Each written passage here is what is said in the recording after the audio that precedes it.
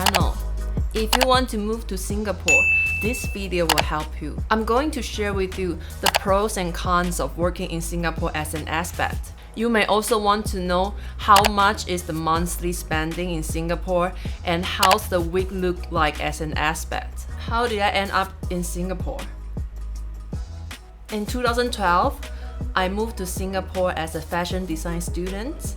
I didn't like the course, I dropped out and I changed my major to marketing. After I graduated from my degree, I tried really hard to land my first job in Singapore, which is an online cosmetic retailer. And I got laid off in the second month because they don't have a budget to hire a degree holder. And then in 2 weeks, I found another job, which is in Singapore China Baijiu as a marketing executive. I learned my video editing skill, project management in a company. It really helps me grow a lot. And in 2020, I landed my job at Wargaming. This is my first job in an international company. And this year, I got promoted as a regional social manager. Now what I do day to day is to create the growth strategy on social media for our game World of Tanks in the Asian market. We raise online brand awareness through content marketing, and that will help us to attract more and more players to play our game. My 3 words to describe Singapore is safe, luxurious, and multicultural. Singapore is safe because the government provides housing and jobs for local people. There's no motivation to commit a crime. The news that you see in Singapore is like the Otter Gang, and then the luxury watch online scam. This is truly the first world problem. One thing that really makes me want to settle down in Singapore was how the government handled the pandemic. Back in 2020, Singapore government really did an amazing job to control the pandemic. And now I really have faith in the Singapore government. Singapore is luxurious. If you're willing to spend money, you can get the best medical care, food and drink, and lifestyle in Singapore. You can find almost all the luxury brands in Singapore. Last but not least, Singapore is multicultural. You get to live and work with people who are Chinese, Indian, Malay, Filipino, Korean, Japanese, Caucasian, Middle Eastern. The best part is that you can eat the authentic cuisine in Singapore. You don't have to travel to India to eat Indian food. More importantly, the food in Singapore is very high quality. My week is like, Monday I want to eat Chinese noodle, Tuesday I want to eat sushi, Wednesday Indian food, Thursday laksa, Friday Korean barbecue. First, let me talk about the monthly spending in Singapore. Now I'm renting a common room in River Valley. This is a really nice area to live in. A lot of expats lives here. It is next to Robinson Quay, the Singapore River. There's a lot of nice restaurant and cafe, and a really good shopping mall called Great World City. I live in a 4-bedroom apartment, which I pay $1,400 per month for this big common room, which is a very good deal. If you want to have your own studio or a 2-bedroom flat, it can be priced from $2,500 to $5,000, depends on which area you live in.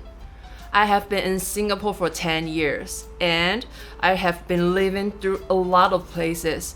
My first student hostel back in 2012 was in Aljunied and is next to a cemetery. River Valley is really an area that I dream to retire in.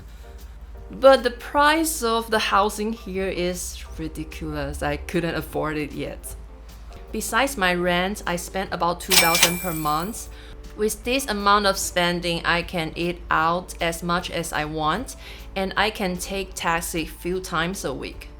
This is not including fine dining or shopping. Singapore is really a place where you can spend your money easily, so you have to have a good financial plan for yourself. So how my week look like? I work from Monday to Friday, from 10 to 7 p.m. Now we are in a hybrid setting. We can go to office or work from home. From my place to the office, it takes about 20 minutes with bus and metro.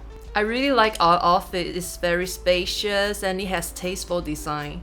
What I like about my job is that I can travel freely. I can work from other country. I can visit my family in Taiwan for 1 or 2 months per year.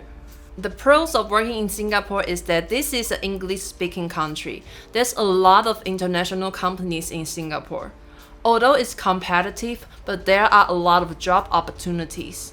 Also, there will be fewer shady companies in Singapore because all the companies must follow the strict rules by Ministry of Manpower. It was on the news that a lot of overseas job opportunity turned out to be a scam or even kidnapping. This is very unlikely to happen in Singapore because when you move to Singapore for work, you need an in-principle approval letter from Ministry of Manpower, and you need to hold a legit work permit to stay in Singapore for work. And the costume in Singapore airport is extremely serious. Don't mess with them. In Singapore, you get higher pay and lower tax. For example, in my industry and my job position, I get 2 to 3 times more compared to what I get in Taiwan. But the cost of living in Singapore is definitely double. You will have a lot of me time. I get to eat dinner alone. I get to plan the whole weekend by myself. It's much easier for me now because I spend my time with my boyfriend. The cons of working in Singapore is that the working environment is extremely intense. Work overtime is a norm in Singapore. You are expected to be fully responsible for your job, even if it's at late night. If you're a work pass holder, you are tied to your job to stay in Singapore. If you're out of your job, you need to leave Singapore in a short notice. Also, you get to sacrifice your time with your family and your friends in your home country.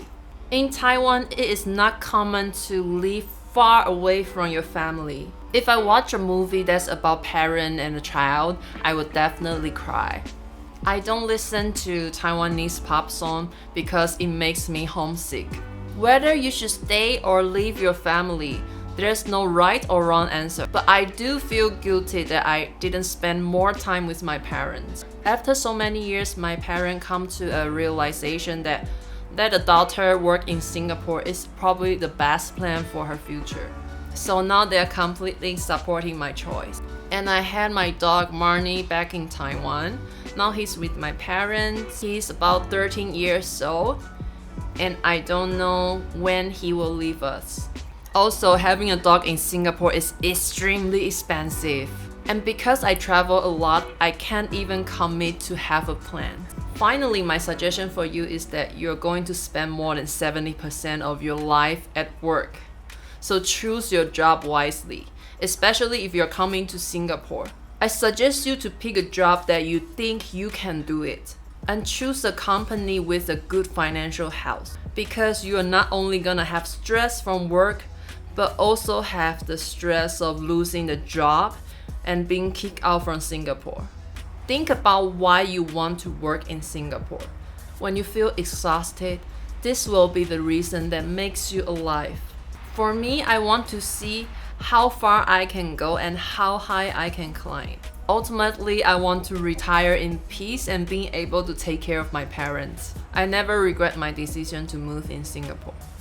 The last suggestion is don't get attached to the idea that you must get a permanent resident status in Singapore. It takes time and it takes luck. Keep polishing your professional skill and accumulate more work experience. And most importantly, try to raise your base salary, and the day will come. I hope the best for your future, and I really admire that you have the courage to work in a foreign country. I hope we can all chase our dream in Singapore. If you like this video, please follow my channel. If you have any question, please leave a comment. Let me know what kind of content you want to see in the future. See you in the next video. Bye bye.